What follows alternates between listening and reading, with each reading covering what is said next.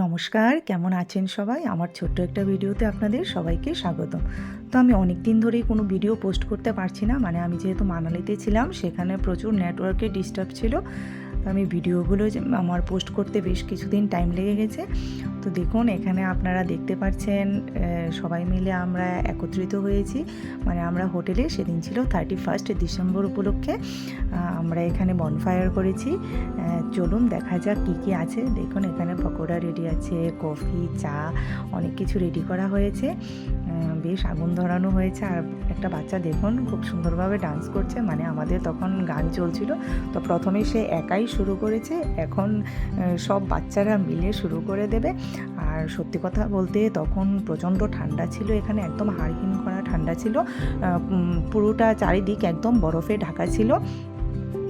আর কি বলবো, তখন আগুনের হিটটা সত্যি খুব ভালো লেগেছিল। এখন দেখুন সব বাচ্চারা মাঠে নেমে গেছে নাচার জন্য।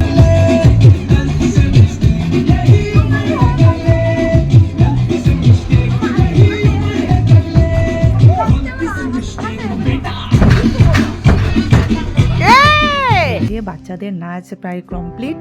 তারপর আমরা সবাই মিলে আনন্দ করেছি, আমরাও নেচেছি। আমাদেরটা আর ভিডিও করা হয়নি, ওরা এখন টায়ার্ড হয়ে বসে আছে।